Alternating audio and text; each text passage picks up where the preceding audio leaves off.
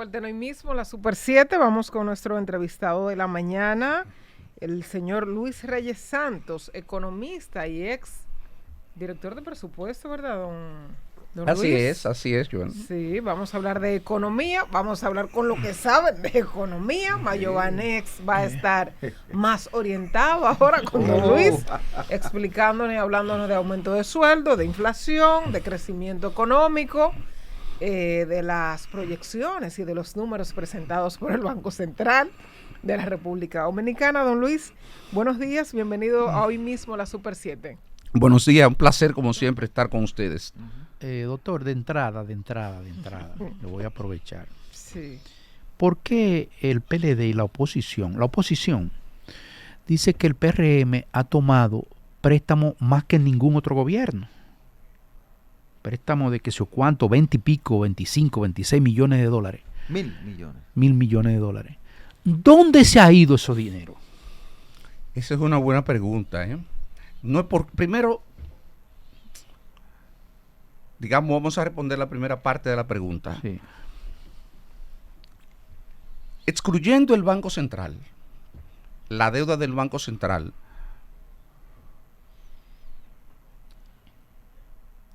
la deuda contraída solamente por el gobierno central suma aproximadamente casi 16 mil millones de dólares ya a la fecha, con lo que está incluido en el presupuesto para el año 2023. ¿En cuánto se endeudó la administración pasada en 8 años de gobierno? En 16.200 millones de dólares. ¿Qué significa esto?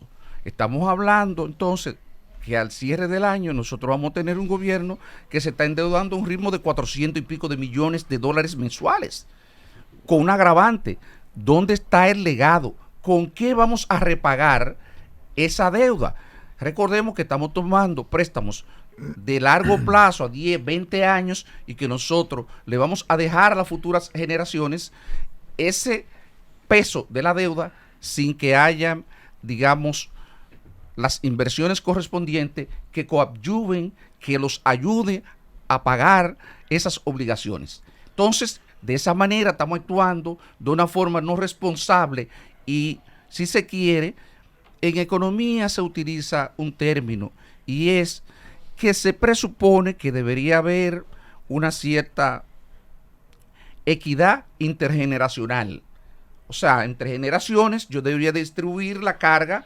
Por ejemplo, si yo voy a construir un proyecto que me va a costar 2.000 millones de dólares, Punta Catalina, bueno, pues ese proyecto va a generar ingresos durante 30, 40 años y yo debería de distribuir el pago de la deuda durante esos 20 o 30 años para que todos nos beneficiemos del aporte que haría un proyecto como ese, pero también que todos contribuyamos al mismo.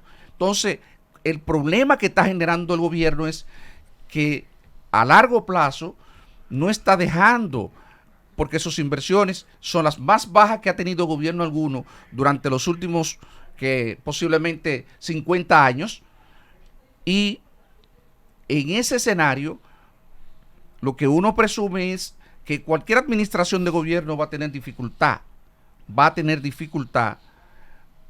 a partir del año 2024 para continuar con el repago de la deuda. Para ver si la entendemos, don Luis, porque nosotros sí, de economista, tenemos lo que tenemos de astronauta. Esos préstamos, esa cantidad de préstamos que ha ido tomando el gobierno, ¿cuál ha sido la distribución? ¿A dónde ha ido? Porque si no se han dado las grandes inversiones de capital, ¿en qué capítulos del presupuesto es que se están colocando ese dinero? Por capítulos no, porque por rubros, el gobierno no, lo que uno sabe que se está yendo a gasto privado, corriente. Y lo que estamos haciendo es quemando, si usted quiere. Imagínense que usted se endeuda en su casa para que el pueblo ya no nos entienda. Y usted se va de rumba. O usted se va, se va para un resort. O usted, porque una cosa es endeudarse son para gastos usted, que no generan valor. Que no generan valor. No generan valor añadido. Yo compro una casa. Correcto. Ese era el ejemplo que iba a poner. No es lo mismo usted endeudarse para usted hacer una inversión, adquirir un apartamento, que usted endeudarse porque usted quiere ir el fin de semana, quiere ir a cenar, usted quiere llevar a la familia a divertirse, porque eso lo único que le va a dejar después que pase esa actividad es la deuda. ¿Cómo se ha ido comportando el gobierno, don Luis, en el tema salarios? Parte de lo que Pero criticaba. perdón, no te vayas muy lejos. Pero Eso, voy a eso ir de los mismo. préstamos es muy largo. No, pero es espérese. en préstamos que voy a ir mismo para ir entendiendo cuál ha sido esa inversión que no genera valor. Parte de lo que decía el gobierno cuando era la oposición es que habían muchas botellas y que el gobierno tenía demasiados empleados. ¿Se ha reducido ese tema? Por el contrario, lo que el gobierno ha hecho en los últimos de diciembre del año 2021, del año 2020 a la fecha, ha aumentado 46,000, 48,000 personas la cantidad de empleados públicos. La nómina Hay ha 48,000 empleados la públicos nómina, más. La nómina ha subido un 26% aproximadamente, y eso le dice a ustedes de parte, perdón, el destino de parte de ese endeudamiento. Entonces, el problema del gobierno es que el gobierno, recuérdense, que llegó al poder a partir de una narrativa fundamentada básicamente en 3 o 4 ejes. El primero de ellos era que el gobierno anterior era dispendioso.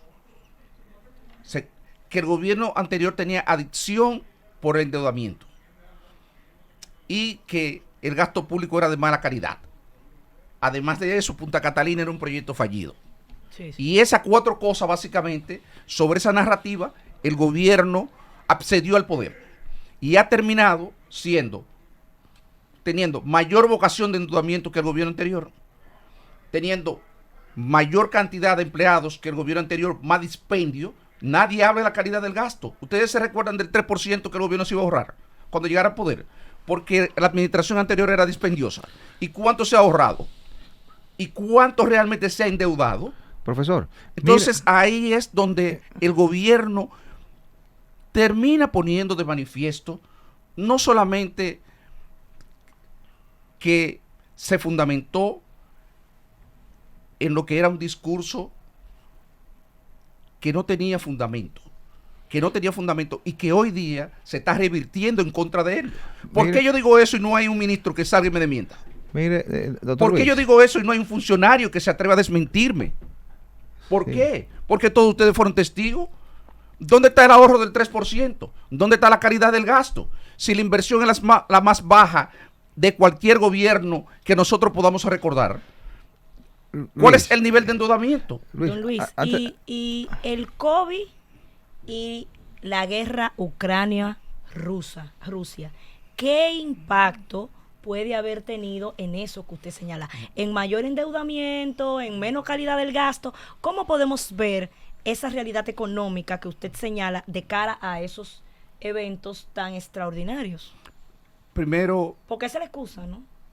pero incluso, porque eso es fácil, lo mismo pasa con el salario. El gobierno es un fanático de la mediatización de las cosas y cree que a través de los medios, yo creo que confunde la mediatización con resultados. Señores, estos datos son datos del propio gobierno, que el gobierno publica. Si usted va a la Dirección General del Presupuesto, ahí hay una tabla que dice cuánto ha gastado el gobierno como resultado del COVID. Y sabemos que el gobierno gastó como resultado del COVID aproximadamente unos 1.600, 1.800 millones de dólares. Pero 1.600, 1.800 millones de dólares, la pregunta que uno se hace, ¿y dónde está el resto? ¿Qué es lo que han hecho con el resto? Hay una parte de ellos que se ha ido a proyectos, que también hay que descontarlo. Y podemos sumar ahí unos 1.500, 2.000 millones de dólares. Perdón, 3.000, 4.000 millones. Es que quedan como 5.000 o 6.000, 7.000 millones que se fueron a gasto corriente.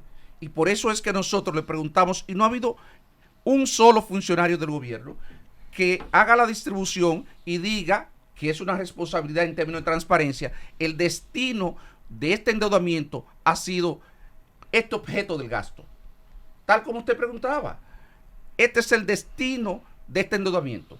Y yo le aseguro a usted que todos estaríamos más tranquilos si entendiéramos, si tuviéramos la información de hacia dónde se han estado destinando estos recursos. porque, reitero, el problema del gobierno no es solamente que sea endeudado, es que también criticó hasta la saciedad la pasada administración por esa vocación, por esa adicción a endeudarse, y ha terminado siendo una administración con una vocación de endeudamiento que espanta en este momento. Con lo que le ha citado la compañera Wendy del COVID, de la guerra Rusia-Ucrania, los efectos de eso que todavía lo estamos viviendo, la necesidad de subsidiar, etcétera, etcétera. ¿Usted cree que cualquier otro gobierno presidido por cualquier otra persona, si pudiéramos citar Danilo Medina, Fernández, Abel Martínez, que es ahora precandidato, hubiese sacado al país de la situación sin los niveles de endeudamientos actuales? Pero claro, seguro. ¿Con Eso qué no me cabe la fórmula? menor duda, pero fórmula? ¿cuánto costaron los subsidios el año pasado? Dicho por el propio gobierno, alrededor de 88.000, 90.000 millones de pesos. ¿Cuánto es eso? ¿1,000 y pico de millones de pesos? De dólares. ¿Cuánto cuesta? Porque el problema es que uno suma las partidas. ¿Cuánto costó el COVID? También unos 1.600, 1.800 millones de pesos al gobierno, a este gobierno, más lo que le costó a la administración pasada. Entonces, lo dijo el propio ministro de Industria y Comercio, o el ministro de Economía, no recuerdo cuál de ellos. Eso está en los medios de comunicación, vayan y búsquenlo. Y entonces, pero además, es que le aseguro a usted que si hubiese sido en otra administración, este gobierno que criticó tanto la calidad del gasto, lo hubiese hecho de una manera distinta. Porque ¿cuál es el problema? Que el gobierno ha estado subsidiando a los más ricos, a las personas que pueden, con una serie de subsidios generalizados, y eso claramente no es la mejor manera de hacerlo. Por eso el gobierno hoy día no puede aumentar los salarios, no puede adoptar una serie de decisiones, y entonces tiene entrampado a los sectores más pobres. Seguro que va a acabar con la pobreza. Estoy convencido que el gobierno va a acabar con la pobreza. Va a acabar con la pobreza. ¿Sabe por qué va a acabar con la pobreza? Porque no quedará nadie. No quedará nadie, lo va a matar a todos. Con los niveles de endeudamiento que tiene el país, nosotros tenemos todavía capacidad de respuesta para pagar y seguir creciendo. Habrá que ver cómo evolucionan las cosas. No es que en otro nivel de endeudamiento, yo voy a decir que tenemos una situación que es totalmente inmanejable, pero las presiones que nos ponen para que el público que nos escucha nos entienda, estamos hablando de que este año vamos a dedicar 22, 24%, creo que 24, 25% de los ingresos del gobierno para el pago solo de los intereses de la deuda del sector público. Entonces, si usted de su presupuesto tiene que pagar un 25%, 22, 24, 25% de sus ingresos solo para el pago de los intereses, y usted además de eso tiene que destinar un 4% para educación, ¿qué es lo que le queda para usted destinar a mejorar el bienestar de la población, para usted poder proveer los otros servicios que debe de proveer el Estado?